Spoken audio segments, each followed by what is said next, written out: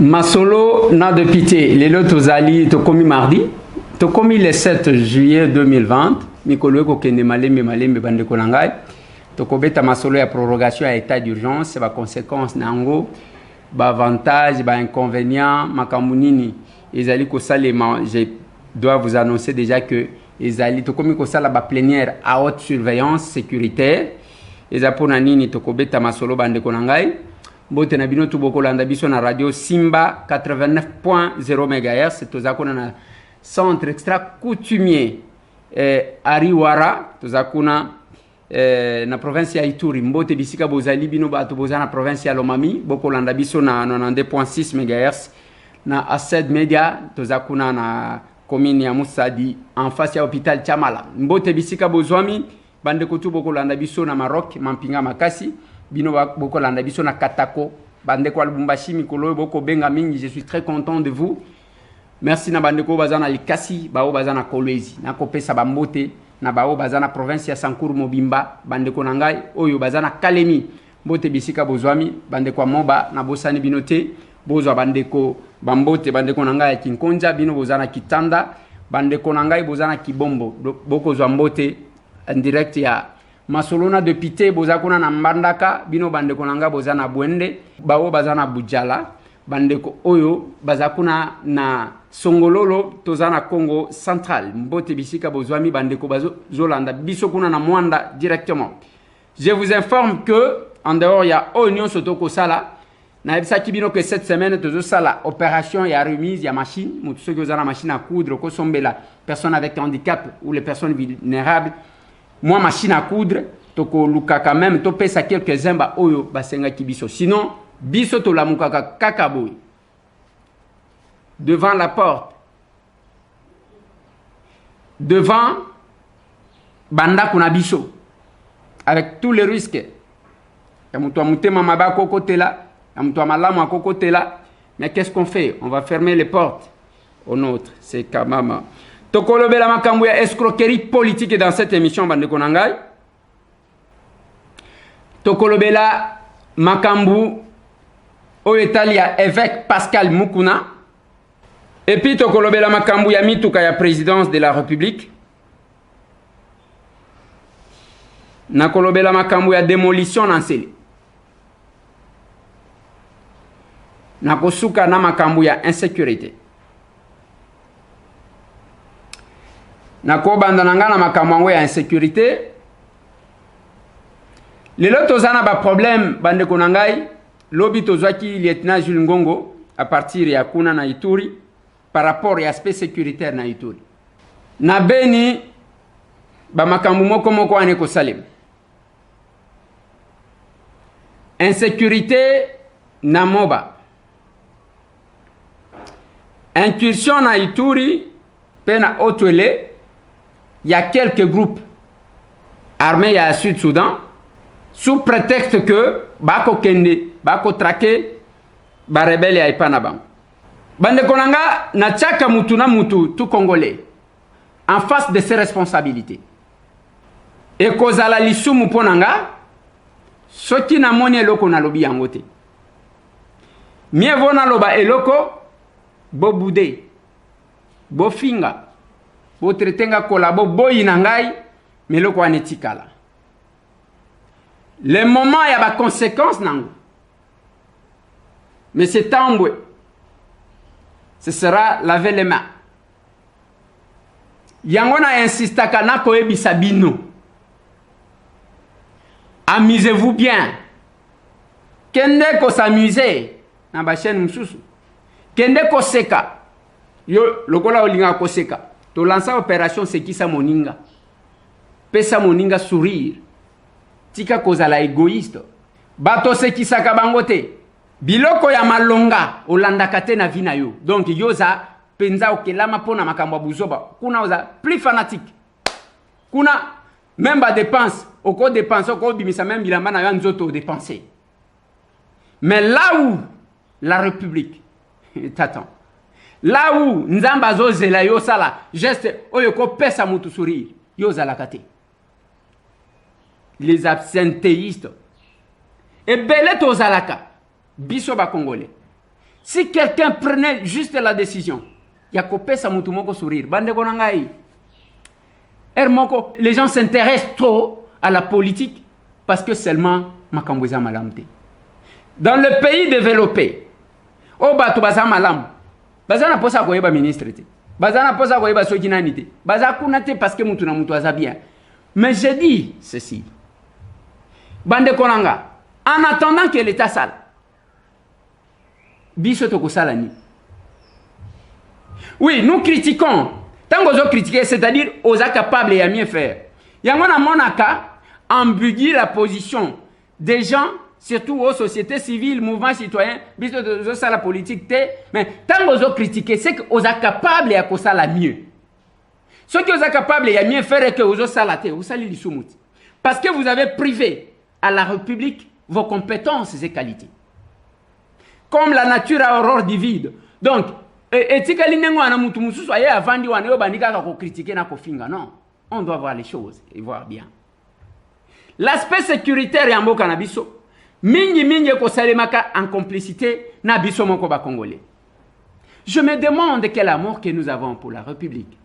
Na expliqué bino la création ya ba mai mai. Et ça qui mouvement ya kobana ko boma bande ko na bangote? Quand j'ai cité Ramazani Mounyemalungu, je pense que ce n'est pas un mouvement qui est censé combattre là. Voilà pourquoi Bissoba villageois. Voilà pourquoi Bissoba tutoyebi makambo coutume. Un chef coutumier n'est pas un féticheur. Chef azakangangate. Chef azalaka mokonzi ya banganga. Chef azalaka ndokite. Chef azalaka mokonzi ya bandoki. Parce qu'il a la mission de protéger la population. Ce qui a moni mutu ndoki alinya sala mabiyo keba ko sale loko wanate. Amoni ngangali keba wana ba okosimbate. Le chef est au-dessus azomona. Mais awana mona makambu le monde à l'envers, c'est un chef coutumier qui est féticheur. C'est un chef coutumier qui tue. Chef asimba kamakilate. Mon conseil simba kamakilate. Ça c'est pour nous. Bato bayebi coutume. Dis-moi ceux qui bato misu bazana ba culture na ba. Même en cas ya koluka kosala sacrifice au basalak. Le chef ba chef ongana ebi. Il est fait par une autre personne. Maboko amfumu eko simba makilate. Yango pena koloba. Ozamo konzi ba pesho un département. Batu bazo kufa na musala wana. Mais yo vandika ka bazo benga yo excellence. L'aspect sécuritaire. Vous n'entendez pas na débat na biso na parlement oyo kake to interpeller ministre de la défense parce que nini parce que ça FCC. Mais ndenge to koloba boyi même prorogation on aligné na lobela na ko fongola bino mémoire nde boko yo ka batu bako banda ko récupérer yango. Je vais parler de notre débat. Je vais me focaliser sur mon intervention d'hier au Parlement pour nous expliquer, parce que les gens pensent que tous ça émission à Lingala, que tous réfléchir malamouté, tous terre à terre, soit tous banga kaba intervention, tous en belé. Na parlé du peuple ou en assemblée le peu de temps que nous avons passé, tous en bango. Même ba ene na biso ba yebi. Qui sommes-nous? Ba yebi qui sommes-nous? Quand le peuple français, je sais pas.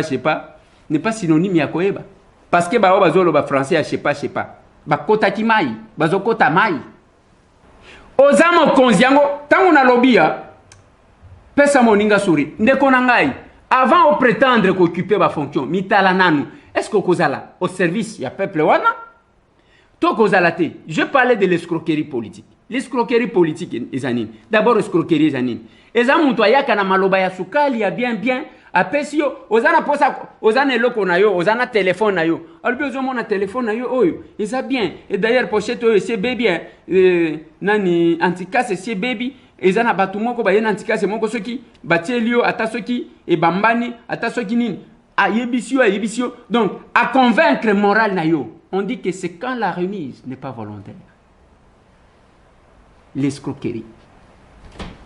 La remise n'est pas volontaire. Mutualinga qui kopé ça y était. Donc, ou expliquer aux yeux mutuna moral. Oh, mona kaba italien, ba romain, pona ba tubayebi qui ça. bato to benga ba italien ba romain akokosa yo voilà tokosala boye tozana diamant tozana biloko moko ya ko dédouaner tozo pona yo ainsi de suite bakoyiba yo. C'est l'escroquerie. Et beaucoup de nos politiques, ce sont des escrocs politiques, il faut l'accepter. Bon, dis, mais je suis bino poani. Pourquoi vous inanga? Na campagne électorale, je donne l'exemple à Kisasa. Tozala qui combien? Plus de 600 na Tchang, plus de 700 na Tchangu, plus de 600 na Moamba, plus de 600 na Funa, plus de 600 na Lukunga. Aujourd'hui, combien de candidats? Combien de papa bonheur? Bao ba vota na bao ba vota te. Nazolo bela bao ba vota d'abord avant naya. Ngai soki bo votenga, bo komona. Ngai toko sala boyo. Moni ndenge bazo iba, toko kanga bango. Ndenge bazo sal, obimi mutu ya mawa. Soki moni mutu matanga yo wanoki. O maladi yo wanoki. Même bao ba sambela kate, ba kenda to mona bango na l'église. Moi tambwe pendant la campagne électorale na kenda l'église mon côté. Na loba l'église on va prier. La politique, on le fait à l'extérieur. Nakenda église te pona nini parce que okoya kobima loko l'escroc. Okomi mosambeli mutu ya mawa. Depuis bazwa ba manda bazonga na ba église yango wana combien de fois? Ne fils que dire merci. Ne fils que dire merci aux gens. Bazonga na bangote. Toza des fois na ba escroc ba commerçant. Yazo sala mbongo na ye. Amoni que non voilà na zana mbongo muke. Na sala nini na tiango na politique comme ça ceux qui n'a commis de député na kobanda ko sala bo na kobanda ko récupérer yango sala ke babunga pendant 7 ans ba porte à banda kuna bango ezala ki polele pour le moment qui va encore chez lui son bureau il reçoit qui les mamans sociales les papas bonheur bazawapi les lobande konanga ceux qui ont telle opération boma député tika policier, oh oh, boma député, nje mango ya. Boma député, tika policier, boma député, tika policier. Bako bimate, biso, pendant ce temps-là, bomoni tokenda na commune à Barumbu.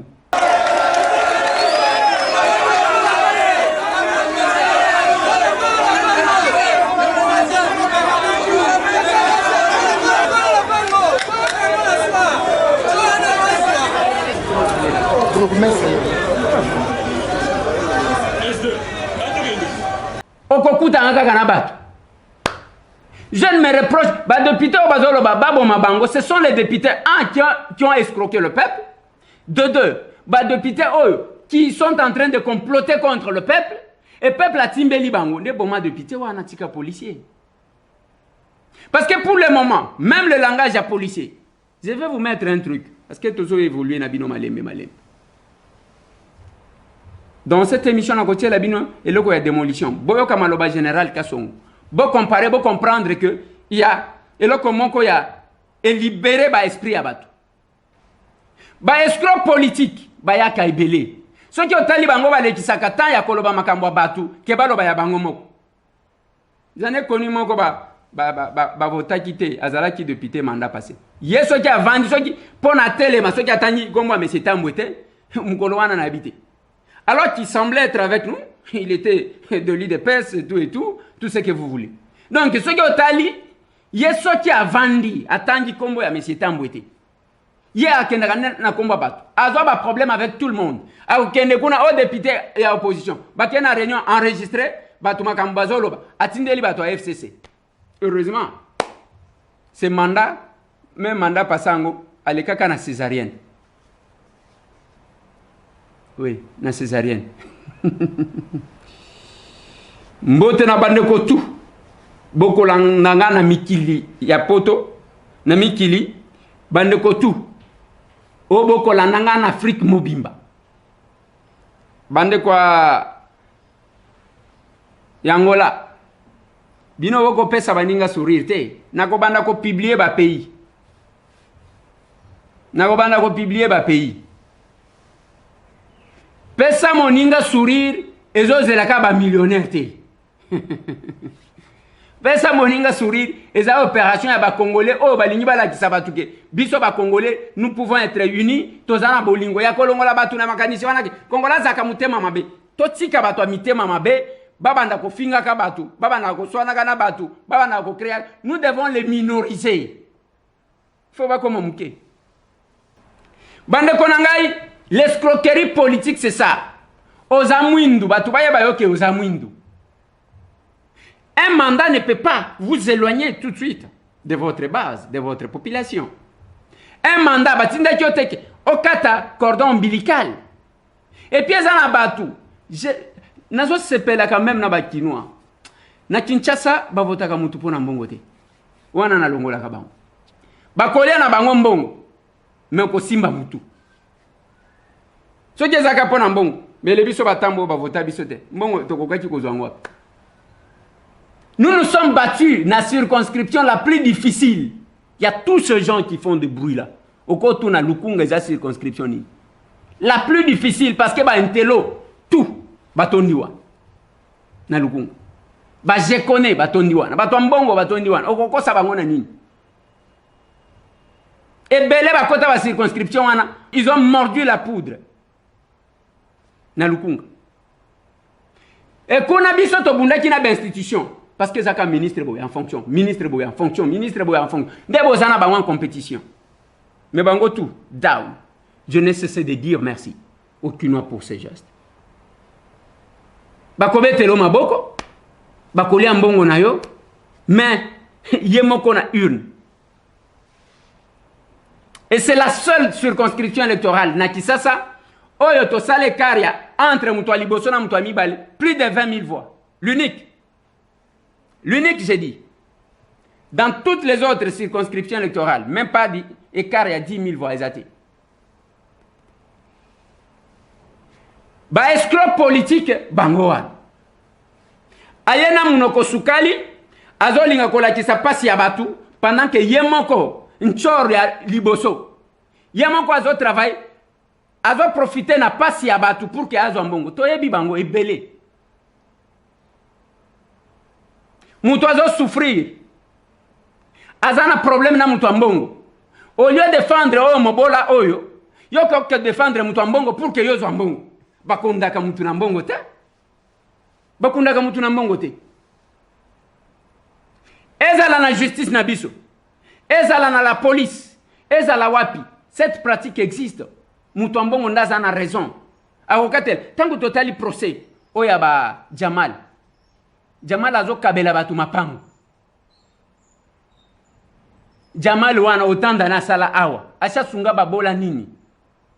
Les personnes avec handicap oyo. Kosala mbongo na yewana ba million na yewana. C'est un musulman ba yebi ndenge nini. Kopesa ba 10 combien oya kopesa elekisaka mutunzela zokende. Tout musulman connaît ce que j'ai dit. Combien da 10 oyo ba pesa pona que musulman zal. Tous ces musulmans que nous avons ici, ceux qui peut-être mutema mutu ba obazo ya pona ba business, parce que la plupart des Indo-Pakistanais sont des musulmans. Pourquoi ils ne les font pas? Pourquoi ils ne les pratiquent pas? Yo Jamal mbongo ebelewan une concession biso ye tozoluka lupango. Tozoluka peut-être ndako moko toko chata ba personne avec handicap toko chata ba orphelin. Okozwango wapi? E mutu anengo anokena likambu. Nde yango batozomona akekuna nani azana dossier Jamal batutu ndenge tokoloba awa asane oyo ya makambu ya Safricom oyo qui ne le cherche pas. La plupart de nos collègues ici basi bakekokutana kutana naye mukolo bazo pesa nga numéro et pas molendo sakombi numéro ya sani yango bobenga sani emoko. Je vu comment bato bazo welela koluka numéro sani.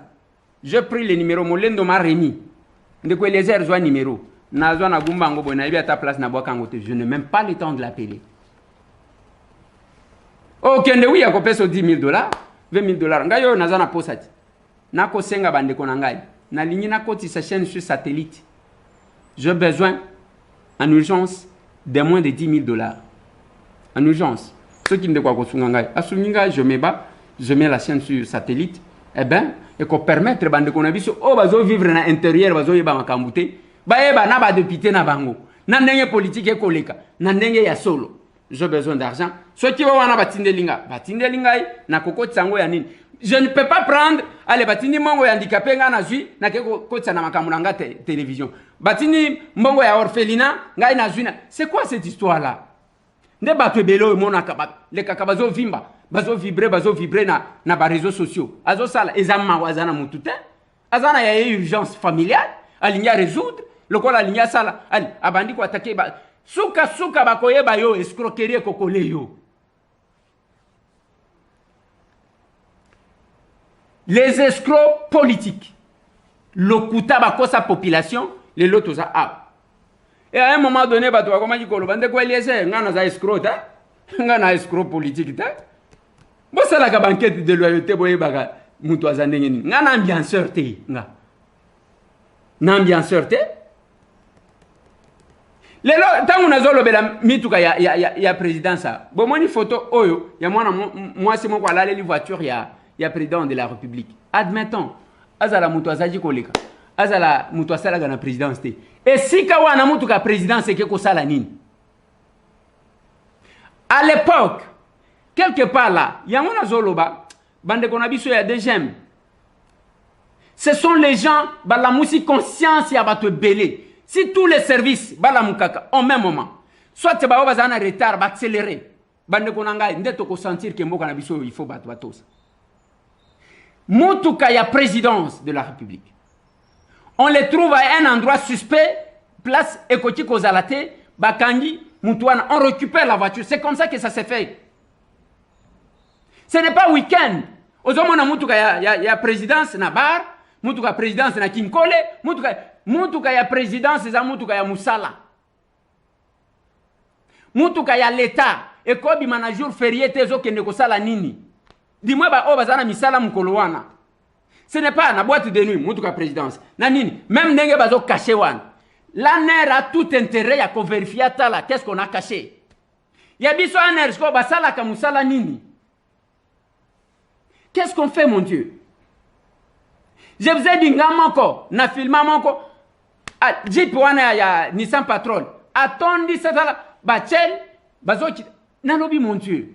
Et nous qui nous sommes battus ceux qui ont lingi comme kakoloba oh aza jaloux siko ya nini jaloux ya pona nini jalousie wana bozaki ko qualifier yango te tangu tozaki ko bunda yo pozwa risque au même titre que nous.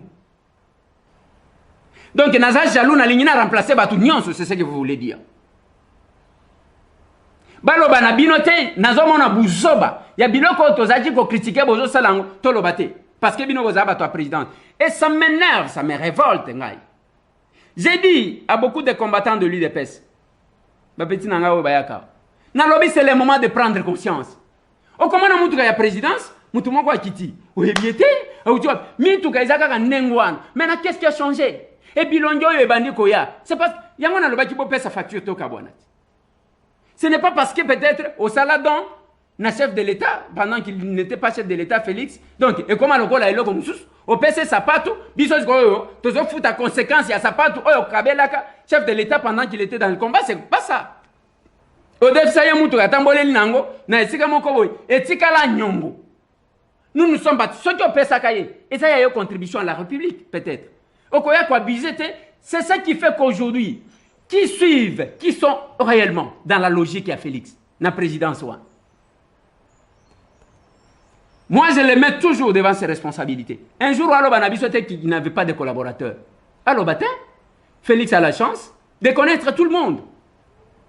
Ayebi ba toi poto, na mi toi malamu, na mi toi mabe, na ba nini, ayebi bango, na ba visible, na ba invisible, ayebi bango. Ayebi batu awa pas seulement na Kinshasa pe na intérieur. On a fait le tour na Mboko Mobimba. Pendant qu'il était secrétaire national PAM. Tout ça là na tour ya Congo. Félix connaît tout le monde. Mais s'il y a les erreurs qui se répètent, qui se font et qu'il ne veut pas remplacer, Yemo Kwaza conscient, il portera la responsabilité. Oui. Tu as vu que quelque part là, bavande la qui est convoité. Mais depuis tu bandi ko délivrer, Ba makambo mona nit. Ba tu balali Tata moko lia ko réfléchir, qu'est-ce qu'il faut faire ye wana na photo ye wana na photo. Akoloka. Mbote na ba client tout ya JFM service. JFM service aza déjà na Dubaï avec la possibilité à commander biloko même na musika. Ndenge tozana makambo ya beta d'urgence boy. Okoti na mbongo basombeli biloko batie na conteneur yetiawa na ba numéro wana okozwa Madame Mariam, au Kozwaye Azawana. J'ai fait un service à Commune en Hollande. J'ai fait un service à évoluer. Et moi, je suis content. Parce que quand j'ai commencé avec GFM, Azaki, agence et à niveau, eux, ils allaient loter. Je suis content parce que tant qu'on a un Congolais qui émerge, mais aux autres sans bataille. C'est ça l'avantage. Voilà pourquoi moi j'ai travaillé. Je continue à faire la publicité de GFM. Parce que ceux qui n'ont pas les promotions, ils n'ont pas de na GFM nana sambate, il y a peut-être ceux qui m'ont retard à Benjo, il y a bisa bango barbo, ils m'ont retard, tous en moins problème boy, ainsi de suite. Et des fois, azo sala bilok, ozo mona ke ezamu sala na ya yebi. Quand il y a un Congolais qui excelle, bande konangai, il faut kokumi sabango. Même bande konanga bazana Paris, et belenga na yeba Lambert de Paris, na yeba gaite. Mokolo agence wana na yeba gaite. Na sina ke na agence na je crois 2-3 fois. On te sert bien, sans problème, sans nini, mais s'il y a un Congolais qui fait quelque chose comme ça, qu'est-ce qu'on fait? On l'encourage, non? Au lieu de manigram, nazo ebisabine, ok manigram, manigram, ah bazo nyoko la bisoti.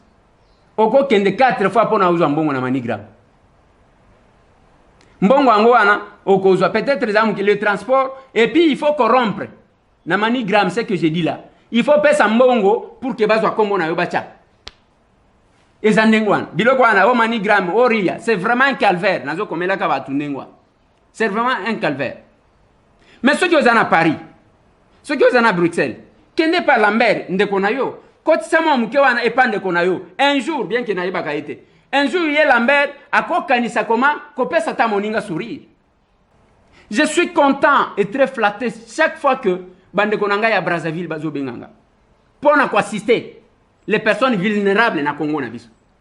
Je suis, en tout cas, Nayokaka, Nzoto Malili, Tango Zoka Ndekonayo Angolais. Aebindenge avant na Kishasa, Aebindenge ba Congolais ba swana kantre banguna bango. Aebindenge ba Congolais ba finga na kantre banguna bango. Mais mutuana azozo muke lobinde ko lezer, ngana za Angolais.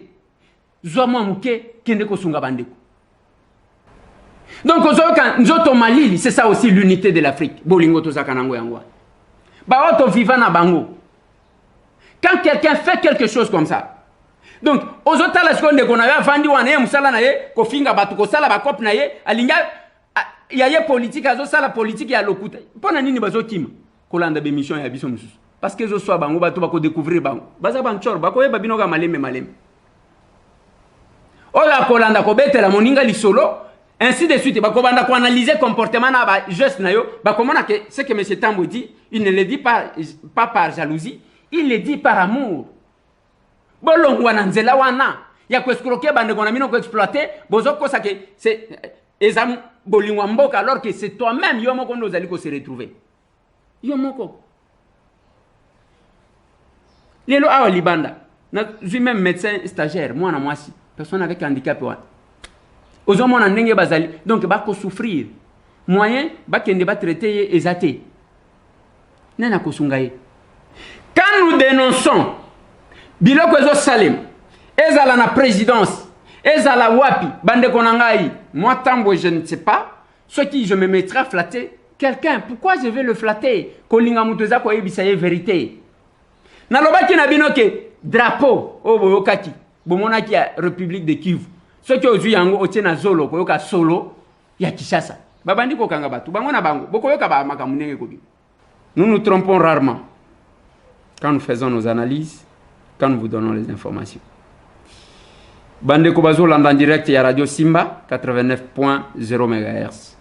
Le centre extra coutumier, Ariwara. Bande Kobako l'entend 7 médias, tous à Kuna na dit province de la Lomami. Commune à Moussadi, en face à l'hôpital Tchamala. Bozwambo Tebisika Bozwami. Et là, quoi que ça, là, lelo. Tango komona mutu azwi manduki. Manduki wana azwi azozwa pona koboma monguna te, koboma nyama te, koboma ndeko na ye parce que ye ndako tika la éternel. Ça s'appelle Kinduki. Lelo ba passe insécurité et komi makasi na Congo en général, pena Kinshasa ba bengi ngai bazolo belanga makambo ya ba ujana.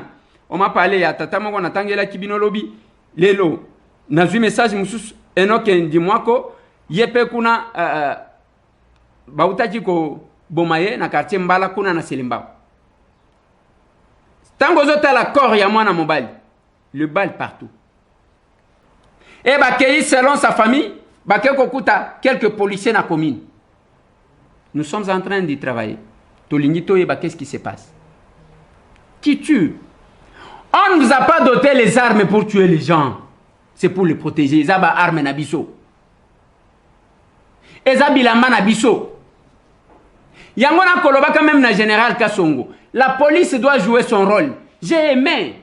Ndenge bobandi kotelema bozo se désolidariser na politique. Ils ont malade mon général. Tant on a zolo ba carrefour, ba roulage na yo changer ba roulage, changer ba policier au bazana nzela. Et il ne faut pas faire des policiers ba chef coutumier depuis ba vanda. La permutation est importante. Batu ba si ba mesana na batu, ba boti na ba quartier, bazana ba beau frère. Kulune ko si la kate. Kulune ko si la kate. La permutation, ça coûte quoi? Ko permiter batu. Ça coûte quoi? Bato sikabaye, bakoya na mouvement mususu, ba maîtriser quartier wana. Ceux qui balingi ba mesana bo. Eza musala na minute de zotani sabinote, mais je pense que nous pouvons aussi vous aider avec quelques conseils. Mon général. Mon général, lobi na lobaki makambu yake, babomaki papa moko comme na Pablo, babenga kaye seseka bombindo. Et puis wana izana yupen, awa côté ya Badading, eza presque kuna na Selemba na quartier Mbala, babomi Enoke Dimwako o wana kufi ezana mususu pe bazaji ko bengelanga ke babomaki e pona likambo nyongwe pa baudjan.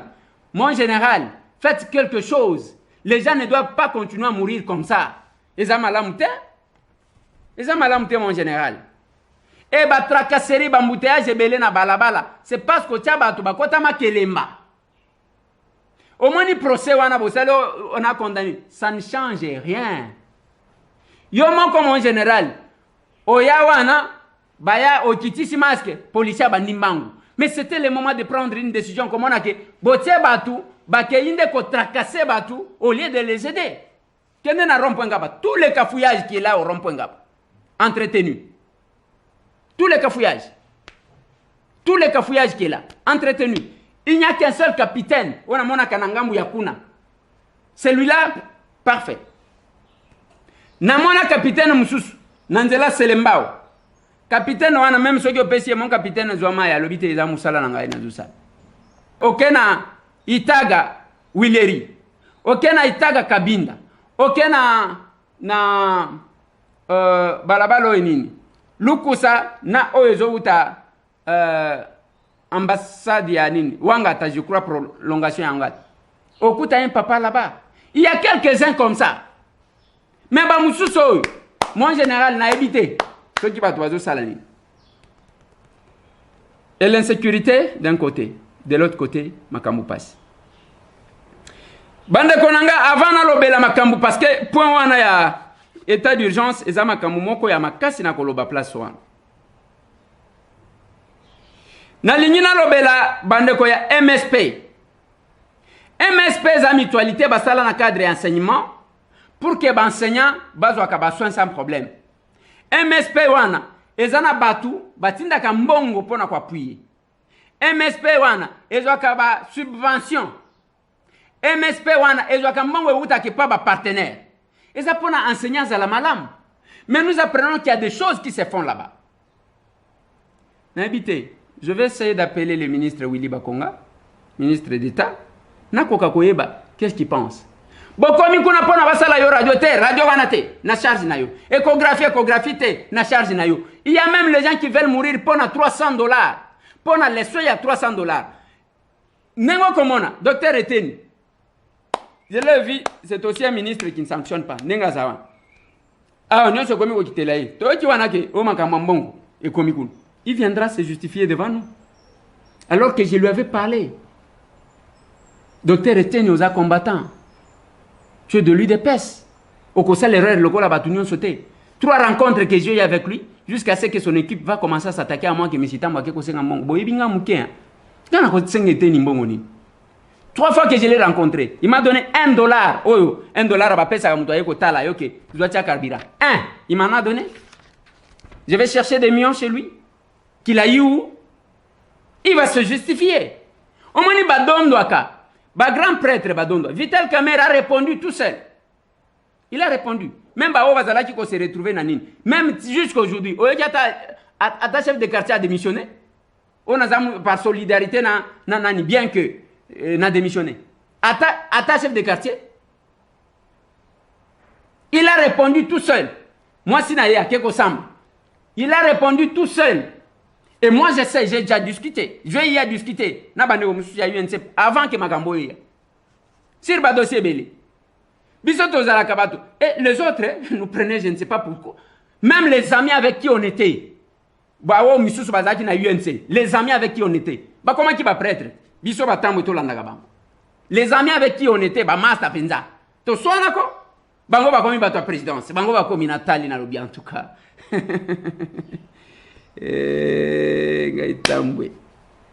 Hein? On leur parle aux hommes Moutou. Na lobby bon, comme il a lola. Et aujourd'hui, Kamerhe a répondu tout seul. Il est là. Tu habites à venir à Moutou. Nzambe kakandem to ibaka. Mais biloko wana MSP lelo bako nyoko la enseignant. Mutualité ce que zo sungana nini? Si la radio simple ou bien l'échographie bozo salate, evandeli nini? On ne va pas se limiter à dénoncer. Moi, je vais appeler le ministre d'État Willy Bakonga. Ce qui est limité, nous allons prendre nos responsabilités en tant qu'élus. Oui. Responsabilité en tant qu'élus. Avant na lobela makambo ya ki eli oyo. Na kopé sabino information sur Mukuna bandeko bakotuna avec Mukuna, ils ne se sont pas prononcés. On a réouvert le débat parce que ils ont estimé que ils en ont des éléments nouveaux, des éléments yasika. O esengeli kokotsa pour que de la lisusu kosamba. Donc c'est ça le dossier de l'évêque Mukuna. Je vais commencer à vous donner l'évolution Yamakambu chaque fois que vous en aurez besoin. Dossier Moussous. Nalobaki nabino surtout bino bandeko nanga poto. J'insiste. Mais c'est temps nem toazolo. Je serai coupable le jour que je m'interdirai de parler alors que je connais. Nakolobela bino ata bozo sepelate. Bokende. Nalobaka na bino bo créer ba vedette na bino. Ezana ba vedette batu ngana landaka o ngana land. Mais nazo ebisa yo. Oza libre. Kende kolanda bango. Même awa na ndeko Eliezer tokokoma. Oza na poste ya masolo ya ba responsable. O s'abonner pour que ozo ka ba notification ba message na yo. C'est ça l'avantage. Ce qui est koti ozui. Ce qui est koti ozui olio banda koluka. S'abonner pour na kozwaka yango. C'est bien pour toi. Parce que eza lokola moi qui simon ko banda kozo. O kozwango nulle part. O ngana lobela kabine. Et je le dis en toute sincérité, sans vouloir que ça la polémique na mutu. Même ba balinga ko ça la polémique, place bazali ba yebi ke monsieur Tambwelo kwa zolo bezayan. Ce que vous en poste ya ba buzz, ya show et indi et saliboy. Ozana poste ya ba formol, kende na yo. Ozana poste animation pour que oseka kende ko seka.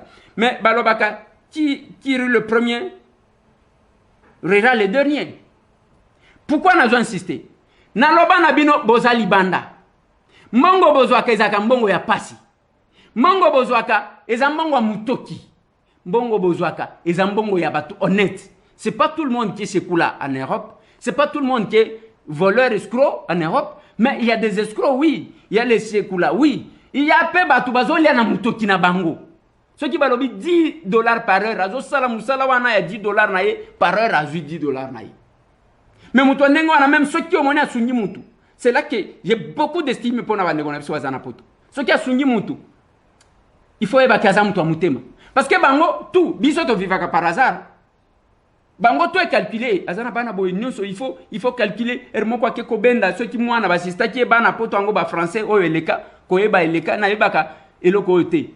Bana français ba yebaka kaka trop, je ne comprends pas. Donc okuta na bana na biso bana poto wana bana na biso misuso bazolo anglais ko yeba eleki akotuna yo mutuna bana anglais liberté seconde eleki. Des pensées, des questions donc ye akotuna yo loko moko okoyoka même so nous anabat. Mais ce qui m'ont sali moi calcul je le dis toujours, c'est le cœur qui donne et non la main. Pourquoi je le dis et pourquoi na kebisa kabino? na kebisaka bino pour que ozongelanga te ke onde ko Eliezer ba mususu ero bazo sakana bazo landa biloko mususu biso tozali ko expliquer katata extrait oyo tindela bango naloba na bino makamwa mapango la majorité ya ba congolais na kutanaka na bango na poto balinga kasi tout ceux qui mutu azali ko avancer en âge akomi kukanisa plus mboka na ye akomi kukanisa zonga donc komona mutu azui moins $1000 na ya tindi azui 2000 atindi azui 500 tindi bosombelanga terrain totonga boye na boye et awa batu bazaka na mitema malamu te mutu akokende pas chef coutumier on a ke kosomba parcelle pas mfumu bande ko ngai. Qu'est-ce qu'on n'a pas connu na makambo ba mfumu oyo? Qu'est-ce qu'on n'a pas connu? La loi Bakajika est encore d'application. Les sols et les sous-sols appartiennent à l'État.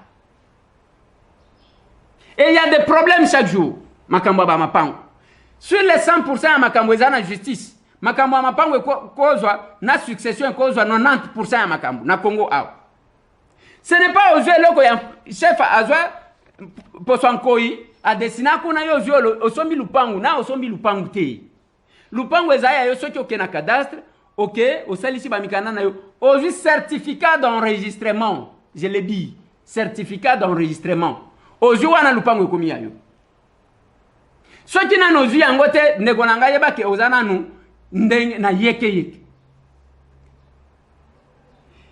Na minute oh, nazoti la bino, c'est une vidéo de 2 minutes. Bolanda reportage.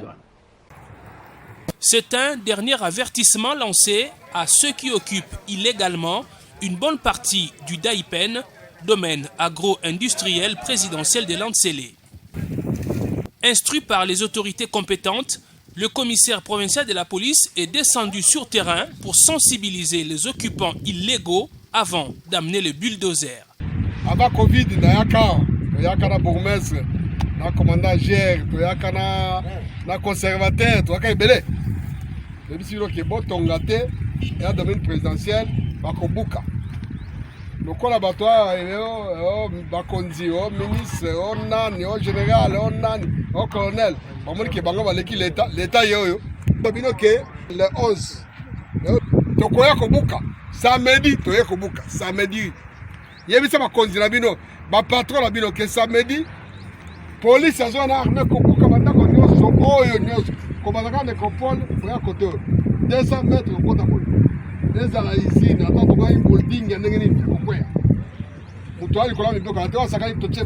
le 11 juillet 2020, ceux qui vont s'entêter ne s'en prendront qu'à eux-mêmes. Le chef coutumier qui a vendu illégalement ses portions de terre a pris la poudre d'escampette.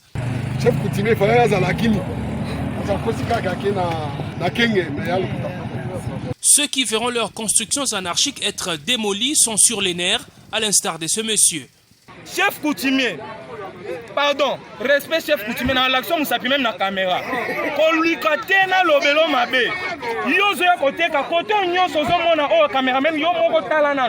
Chef coutumier mutazo sala makambo. Yé mutazo lia mbongo. Yé mutazo sala makambo nyonso. Et comment ça fait-il l'État aya kobuka biso? Nul n'est censé ignorer la loi, rappelle cette dame.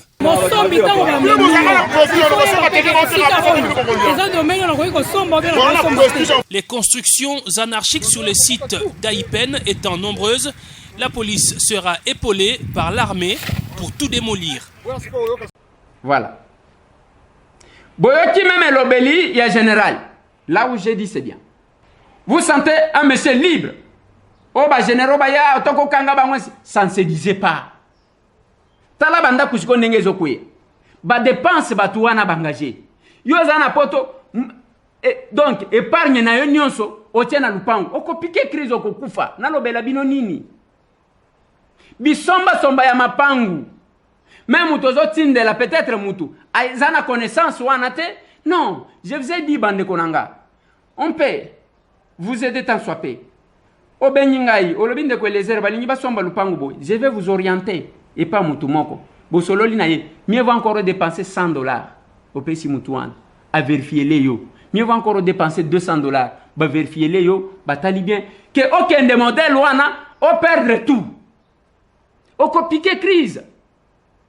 On koya ande ko les herbes bazo buka biso, biso de zana mikando bimisi mikanda, ya ba chef coutumier. Yo wana général alobi que chef a poudret, Akim. On va même là où il y a un domaine militaire. Tellement qu'au Congo, on peut tout faire. On a loti les domaines militaires, il y a qu'un Kokolo. Ah, au vieux au sud de tout le monde, place tout. Même si on a un appartement, place. Il y a qu'un Kokolo. Mais quand Kokolo, salité. Quand Kokolo, basoda, bazola, na ba carton. Quand Kokolo, batou, au kuta, quand moi chambre, mon kobo, basoda, 4, bakabola, y a un rideau. Rideau, un modèle, ni. Et chaque moutou, donc, il n'y a pas d'intimité. Il n'y a pas d'intimité. Parce que, oh, azana, moi, sinaban. Il n'y a pas d'intimité. Mais quand on a spolié terrain à domaine militaire, on a Kankoko. Avant de faire ça, oui, ton demi que ça, l'espace est en d'accord. Mais ton gars la bisona nous quand? Bah ton dit, Moutouali Nimboka na yasala kandengi wana bande kunanga. Yango boyo qui même temps on a sali émission, na bande ko équipe de riposte. Covid oyo ko sila sans que tozo hôpital na biso. Bah Congolais, kotika la souvenir. Bah qu'est-ce ça la babache? Je les ai posé des questions. Bah c'est tout ce qu'on a préparé. Babache. Kuna batu combien bah ça qu'on a 2 personnes. De konanga. To bandi ko tambu sa chef de l'État qui n'a ko inauguré bah hôpital ya ba paya. Clinique ya SMK ya ba indien. To ke kuna mangu mangu. HJ, ce sont les Indiens à qui vous avez donné le marché à hôpital du 51. To mona kanini. Kuna bomona kinde kona biso ke ko kufa na réception ba ko simba ye. Et eteni nenge toko lo baban azo sanctionner mutu mon côté ce qui lobby o alinya remplacer na ligne na place ya ministre ya nini parce que ne yango bozolo ya ministre ba personne avec handicap na ligne na place ya ministre ya affaires sociales na ligne na ministre à santé na ligne ka kanga mon ko na kende na présidence bande ko nangai on n'a plus droit à réfléchir ya côté ça va tout ce qui est vrai un garçon a azui masasi ba memie awa na bondeko baboy ko yambaye ba kena ena camp quand kokolo baboy ko yambaye kolo baba comme maman yemu akufi na hémorragie et le ministre est à l'aise ce qui olobit yo kolo baté et ça quand même déplorable bande konanga si nous avons prôné les changements et que nous voulons nous comporter ce qui n'en dengenin le lo général ye wana lobit les 11 bakozonga kuna bakokende ko buka tala sikoyo nde konanga o souffrir épargne na yo nyonso moko koti nyongo na banque na poto ok ko sombe sika wana. C'est parce que l'inga yoko yoke la bisota. Ozo komi sabiso banani. Yo l'inga place au sekagasi. Oko sekalisus. Oko sala AVC. Oko piqué crise. Parce que ça épargne na union ce pays. On va acheter des histoires comme ça. Et tant que nazo kebi sabino boko yokate. Mais c'est tant moi dit. Bokende ko luka babez, boluka ba vedette na bino, problème ezate. Mais suka na lobaka na mutu, finga na yonga. Cholanga. Taxenga même kolabo, loba soki ndenge nini? Ndenge na lobaka na bato ao. Patu babimisa manduki ao kwa attaquer ngai. Inutilement. Pour na moi ça ne mon antenne. Inutilement. Et les lots, bakoma wapi. Et qu'est-ce qu'ils ont fait concrètement? Et pour ne mon antenne ou encore pour sa femme, jusqu'à ce que sa femme a sali sortie médiatique, oh et qui c'est qui va te belé son? Bango va récupérer nengo wana dramatiser comment même muto considérer kayo abenyi ndeko lezer mais makambo bazoloba oh senga ka pardon oh comme tout na ko senga pardon parce que na salinine parce que mutu un récupérateur un agitateur bato na benga ka ba escroc médiatique azu yango allez mais c'est tango ale ka sengi pardon comme na intention nanga ezala ki pona ko humilier cette grande dame te yango alobaki ndeko lezer na ebio ayebi nga ya yebi crédibilité na na personnalité nanga ngana mto alo yengete na kende na humilier moi ça ne mon entier pour gagner quoi pour que nazani bien au contraire je l'avais fait parce que bavani ça qui bozo mona nenge bazo beta bango banini na bendaye comme ça après akokende vendre place mususu les gens n'ont pas compris oh ne kongo tangu ne mon entier yakekuna bayo kisi bango soniti ele nyanko wana bazaji koloba azamu kongo. Il faut que je rappelle. Parce que vous vous laissez deux fois embarquer par Bahene, Moutouazaka, Babota yena Moutema Kindoki ya Mabe alinga Moutouaye émergete, Jama Kobete la Moutouma Boko. Donc, Hazandengwan, on vous embarque. Eliezer a humilié. C'est l'humiliation. Parce que. Et après, Bassalini, 0. Et nous surtout wana bazosala soki otali na kope wana ere moko bakongola pe mbongo ke totindela ne mwana nzemi koma pete balia yamba bazaka ndengwa bande kona ngai olinyo somba lupangu na Kinshasa na Congo ke baka verifiaka na lingi nazwa point ya suka bande kona nga na lingi na lobela makambo ya état d'urgence bakotia la bino extrait de notre intervention. Avant toute chose. Honorable Eliezer Tamboué. Honorable Eliezer pour AMK.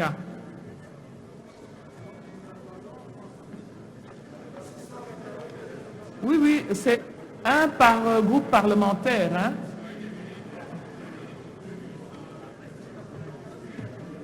Honorable Nzekouye se prépare. Honorable Présidente de l'Assemblée nationale, honorables membres du bureau, honorables députés, chers collègues, j'aime la sagesse avec laquelle nous abordons nos débats, sans se contredire en réalité, mais des fois nous nous chamaillons. Depuis que j'ai entendu quelques interventions, je pense que nous avons peut-être un même objectif, mais que nous exprimons différemment. Honorables députés, chers collègues, je pense que le document qui nous saisit est la personne habilitée à saisir le Parlement, c'est le président de la République. Et ce document, le président de la République se conformant à l'article 144 de la Constitution, à son point premier, il dit ceci: la situation actuelle de l'épidémie de Covid-19 dans notre pays montre que le virus n'est pas encore sous contrôle et qu'il serait ardeux de mettre fin dans ces conditions à l'état d'urgence sanitaire proclamé. Honorables députés, chers collègues, nous demandons bien sûr la levée de l'état d'urgence. Ici, il y a lieu de faire la différence parce qu'il y a une confusion. Qu'est-ce qui se passe? Il n'y a pas à confondre le confinement à l'état d'urgence, chers collègues. Ce sont deux choses différentes. Le confinement c'est une méthode qu'on applique pendant le temps d'urgence. Parce que quand notre peuple nous dit que Toboï confinement n'est pas synonyme de Toboï état d'urgence, mais pourquoi nous portons les masques? Voilà. Oui. Honorables députés, chers collègues, ceux qui gouvernent sont là avec nous. Ceux qui vont nous donner l'état de la situation sont là avec nous. C'est notre émanation, chers collègues. Mais tel que nous nous présentons aujourd'hui, nous allons décider, parce que moi je me soumettrai à votre sagesse, à votre intelligence. Quelqu'un d'entre nous l'a dit, l'urgence est d'interpeller le ministre. Alors que mettre fin à l'état d'urgence, c'est clôturer automatiquement la session. Où est-ce que nous allons l'interpeller? N'allons-nous pas, chers collègues, abandonner cette population ici? N'allons-nous pas, chers collègues, donner la possibilité à tous ceux qui gèrent mal la République pendant cette période de la grande pandémie de se donner à tout faire? J'estime ceci, chers collègues, qu'il y a tout intérêt de ne pas vouloir une chose et son contraire. Parce que l'état d'urgence, je ne sais pas quel pays, même le pays le plus développé que nous, qui a déjà levé l'état d'urgence. Parce que nous mettons dans la tête des citoyens que non, l'état d'urgence est à confondre avec le confinement, alors que ce sont deux choses différentes. Même à Kinshasa a été confiné, l'unique, la commune de la Gombe qui a été confinée. Alors, nous donnons les exemples que nous donnons. J'ai entendu qu'il y a des véhicules qui circulent, il y a des policiers et des militaires. Les policiers et les militaires circulent pendant le confinement pour voir ceux qui ne respectent pas. Et aujourd'hui, dans les pays développés tels que vous parlez, vous allez en France, vous allez en Belgique, vous sortez sur un endroit public sans masque, vous avez un ticket, et ça s'est fait. Donc l'état d'urgence continue là-bas. Honorables députés et chers collègues, je suis en train de me poser encore une fois de plus une question.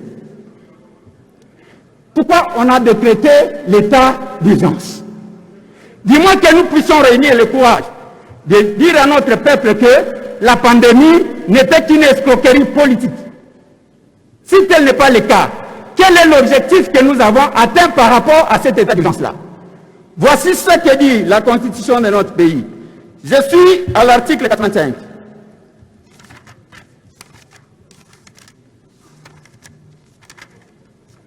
L'article 85.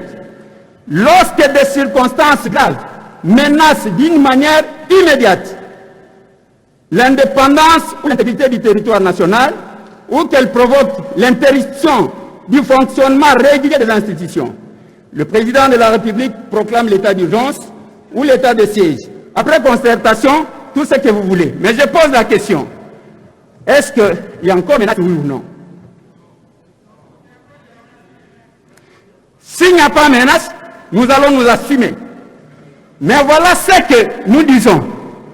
S'il y a menace et que nous le faisons parce que nous voulons régler des comptes politiques, nous allons aussi nous assumer. Parce que, chers collègues, il s'agit de la pandémie mortelle. Du moins que vous ne me croyez pas. Aujourd'hui, s'il y a quelques-uns de nos collègues qui nous suivent par vidéoconférence, alors... Honorable Eliezer, veuillez atterrir, s'il vous plaît. Oh, oui. Excusez. Honorable député, chers collègues, madame me demande d'atterrir. Je vais atterrir, madame.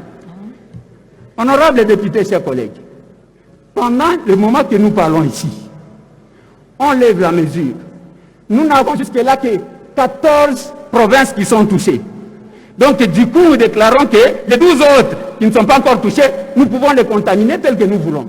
Parce que si nous clôturons la session, nous devons aller en vacances parlementaires.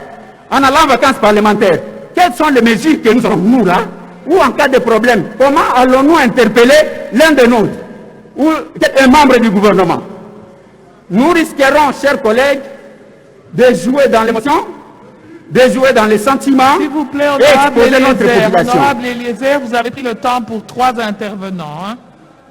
Voilà, honorable Nzekouye. Ça, c'est notre intervention, Bandeko Nangai. Nalobakana Batou, que ce n'est pas ça. Même Nengomoni, ceux qui boyoki pour que Bazouangai, Ezaki Bitumba. On ne voulait pas que j'intervienne. Biso na cadre réaliste na biso, c'est moi qui ai demandé la parole le premier, et c'est moi qui ai été mandaté par le groupe.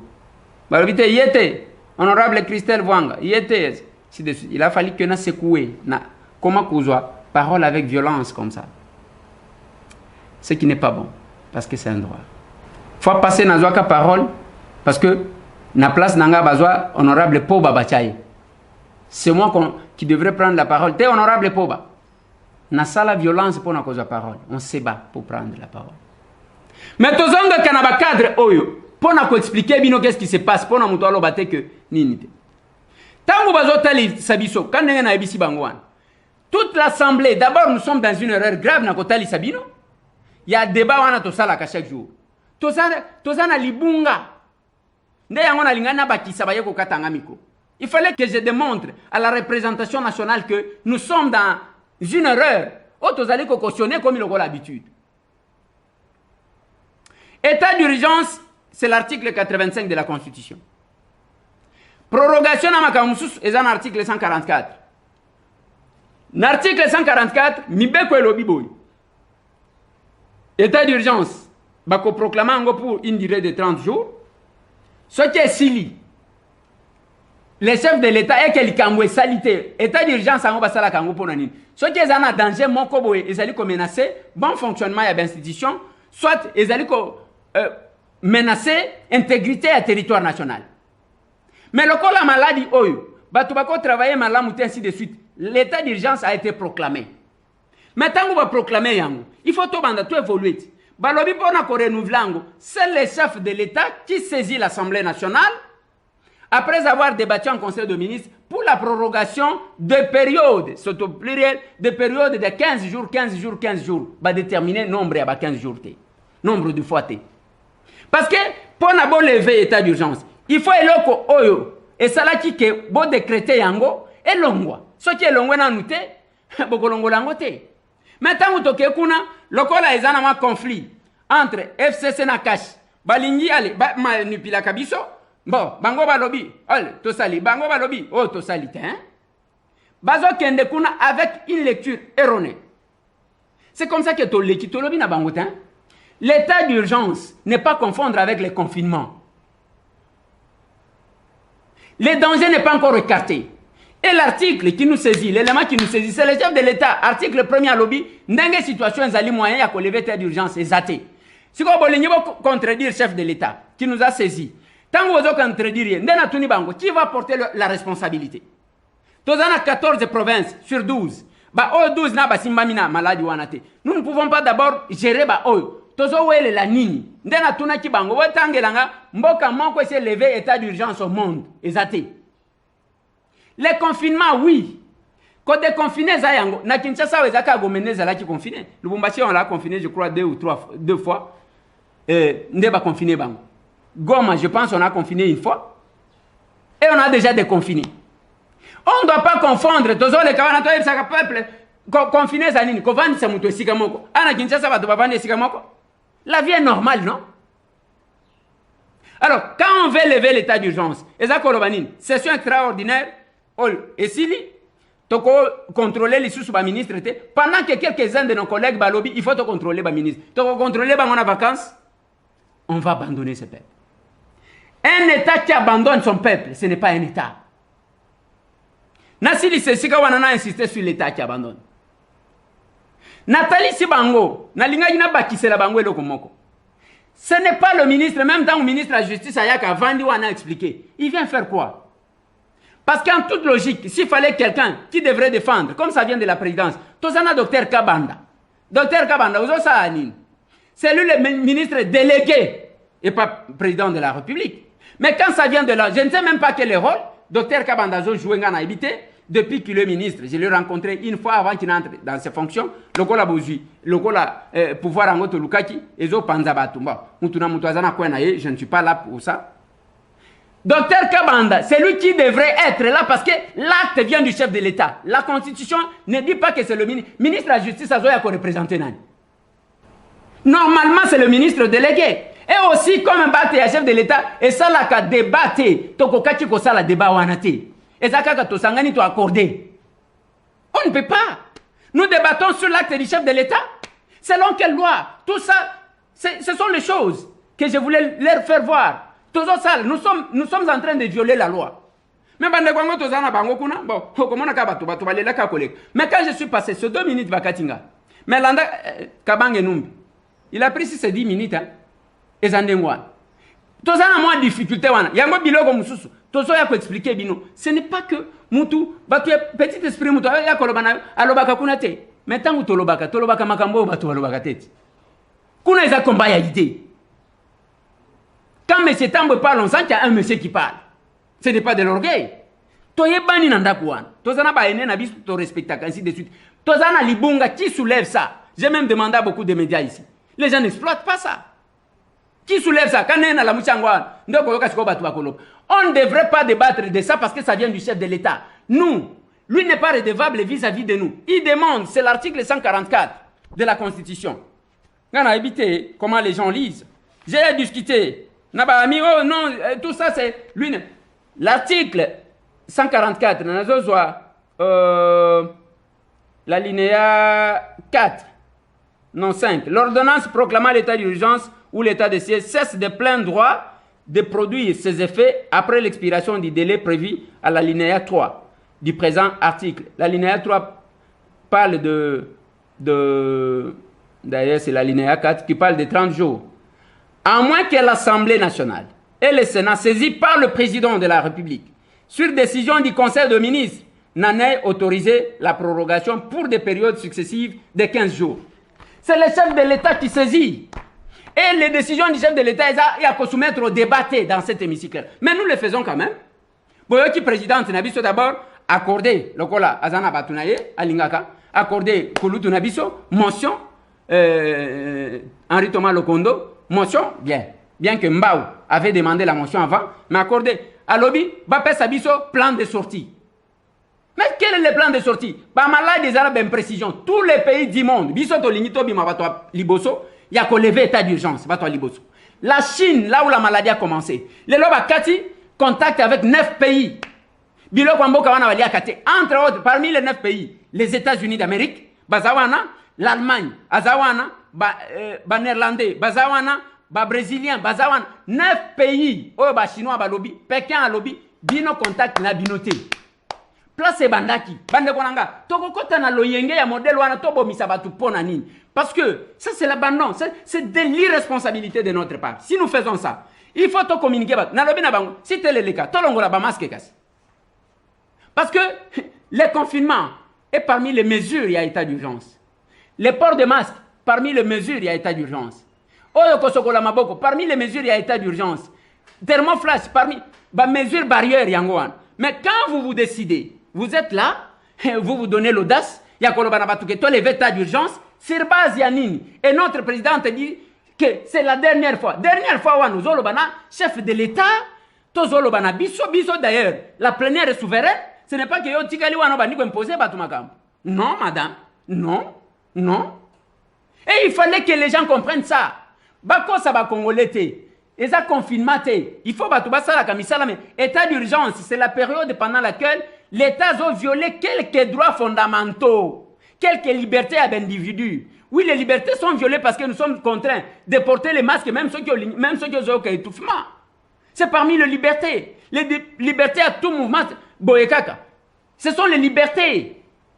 Les leçons qui vont lever, c'est-à-dire nous avons clôturé la session, classe zongi, église zongi, babare zongi, makamunyo zongi. C'est ce que ça veut dire, la levée. Non. Toko sala yangote parce que toko kufa est belé. Tozo ba mesure. Et on ne doit pas, le Parlement ne peut pas imposer au chef de l'État à ce point. Mon Dieu.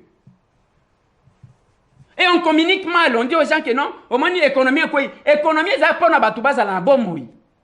L'économie, c'est pour que les gens vivent. L'économie n'aura pas son sens si les gens meurent, mon Dieu. Même dans tous les pays, Nathalie Sibangoma Kamouya, ticket ainsi de suite. Voilà les idées, bande Konanga. Et nous sommes dans cette histoire-là.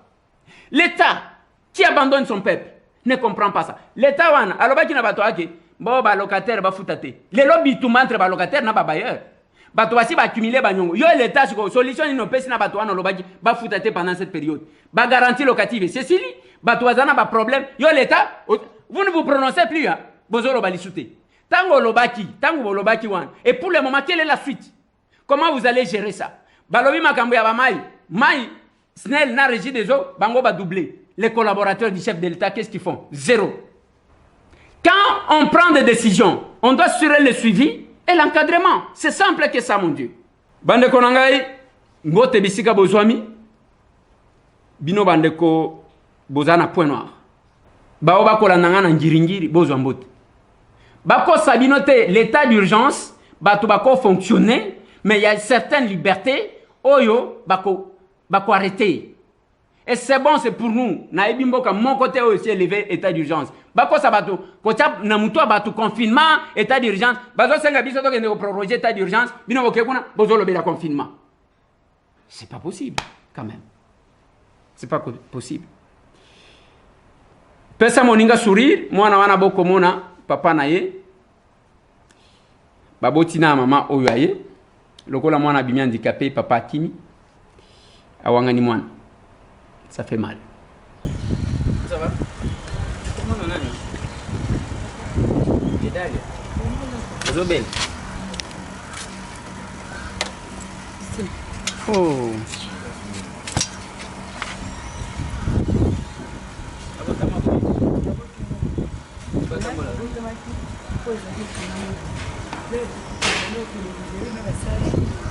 Batiaki na nsima ayosala ezongo oyo ezalaki na sele bilemu te commission boye tu peux faire opération isiko azotambola ndenge atambola ndenge na bagénie tikita otaolakisa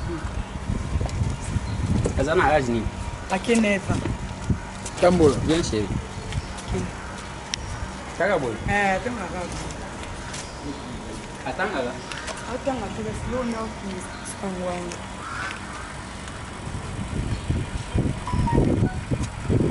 na kota na classe ata moko te. Pourquoi? moko adérangement ye mo nde eza koto bon nakota classe tene nde eza boye ye pene abotama na ngola seloko nde eza kaka kozwa nde tokanda oyane ya mowileri tokoti bademande na maoyo nde mosu me tomoni keloko avandaki namoni sere na ngai pesi ngai jetu kaka gede akende na epai ya apa eliezer apesi na adresse te yakende ça va? Il faut que tu aies la priorité à moi d'abord. Parce que, oui, comme il faut ma classe, n'andenge à aucune des classes, peut-être qu'à moi, chaise, roulante, je suis. Moi, dans quelle classe? Ne faut pas vous avoir la culture, il y a que moi, ceux qui ont un handicap, donc, ils ont droit à éviter. Moi, je connais ma vie, ma personne avec handicap, il n'est pas au Kamba. Ici tous la culture nenga zawana ceux qui otali o nego togo benga bango ba combattant parce que bosala tout peut-être ka kufa zo kufate bozaka newa alors que nengo bima yo mobima wana c'est parce que yo za mo centre non ça arrive comme ça il faut accepter les gens ça va chez papa za hakimana hein papa poudra. Et ce que j'ai constaté depuis que je suis avec les personnes avec handicap, c'est que Tali Belé Babo Tagaminki. 7 enfants, 8, 7. Et Bazo, il savait que ceux qui mobile, wana bobandi nanu bien. Et mobile, dès que vous utilisez Hakim. Mobile, vous utilisez, wana nda découvrir que vous avez coca. Tant que vous avez coca bien, wana est l'autre. Tant que il y a bien, wana est l'autre. Mais dès que vous avez que vous utilisez, wana seconda yebike ozakoka la maman musulmane qui était passée ce jour-là azolo balangande ko Eliezer ngai makamwana ya je t'aime ce qui muto yelinga yango na bechombata ezanini parce que baza blessé oye wana o moni penza ki azakoka obimi na ye oyebiki azakoka so ki ziko azwisemi aboti ziko no moni ke donc azakoka liboso za ki mobimba et j'ai toujours prié na kosenga nzambe ce qui nzamba kolongo le plus de chance na bato bazo mibenga bato valide apesi ba personne na ba malformation ce n'est que ça qui va créer l'équilibre. Je vous ai parlé de Nathalie Moussa aujourd'hui azaloko la pilier de sa famille baction na yewana bomoni azosa il faut avoir le cœur d'homme et kozala malam pesa moninga sourire ça l'inventaire kaya vina yo toujours ça l'opération à remise à la machine ou on a pour cette semaine vous avez la machine à coudre vous avez nini utinde libiso ndeko moko alobaki na biso azana machine à lavage à côté la biso pour na tokende ko pesa bana wana makambo télévision toko sala mais sachez place nyonso tozokende il y a toujours des imprévus yango bozo mona des fois ceux qui ok na orphelinat wana tango tokenda ki biso tokenda na idée ya bamus tokuti 4 cas de maladie moko avimbia il faut qu'on memaye kuna o ya muke il faut qu'on mena à l'hôpital même bébé wana il faut l'amener à l'hôpital ainsi de suite donc les andeng wana sans compter tala nanda libanda donc baka izo uta izo bakisama et je les annonce que Hermoko boko banda ko mona ngali souté parce que je vais fermer le porte pour ma coquille ils apenzate la volonté est là j'ai trouvé moi na kutaki na Pongabi je le vis hier la nuit, moi, on a Kati Souki, a commis bien. Donc, j'étais content parce que, à un sourire, je l'ai trouvé. Naye comme on a mususu, a wuti kunantel, et à l'obi, avant na kana kinkole, mais à ota kisangani. Maman na yakufa, papa na yatikala na kisangani. Les années, mais tokolo baboui. Tozana, au moins, je crois, 11 personnes qui sont dans des hôpitaux actuellement. Bao bazo sala makolo, bazo travailler, maman wana, oya ota kisangani, bazo sala makolo, Victoria. Azawana tindelenga kutu photo ça va le kolomoko balingi bas donc ça continue bano misusu bautaki na changu bazakuna bazo travailler bango mususu oyayaki lui n'est pas nani ayaki anémique ben on a essayé de l'envoyer à l'hôpital donc tous en a battu ceux qui combien mais makoti ils étaient ceux qui boyoti même que basala qui ba huis clos c'est parce que les députés sont en train de se plaindre nous vivons avec les découvertes bancaires mbongo tous abissons qu'on a retard de paiement, on est en train de se débrouiller avec les moyens de bord. des fois privés même de nos besoins, pour aider les autres. Pesa moninga sourire. Okomona, même batoazo yana ba bébé na tongo ananda. Fille wana mususu aye bana 6 ma passe 3 fois. Les loiseaux là na sima commune. Na bana mike wana bazo la libanda. Ça nous vient beaucoup, mais moi j'ai dit toujours Nzambe. Si tu mettais entre nos mains le moyen qu'il faut. Ils en ont battu bazakana mitema. Mais il y en a qui ont l'argent. Ils ont tout là, à la banque. À repayer sa tête. Baza ceux qui ont continué à parking naie, au comment on a que mutwazali. Ceux qui, ok, qu'on font la garde-robe, bilamba, ba bijoux. Mais il y a les gens, bakunda kamutuna et le côté. Putulu ya pamba. Pendant que yozo la wana, ils en ont ba bazo la na bana libanda. Et tout ça va. Et vous faites semblant. Vous avez une place à Koseka. C'est pas possible. Rendez-vous sur votre chaîne Tokomi Wapi Télévision. Chaque jour à 22h, Masolona de Pité. Rediffusion à 8h, Masolona de Pité. Soit vous vous abonnez sur notre compte YouTube. Ndeko Eliezer, Tokokom. Merci.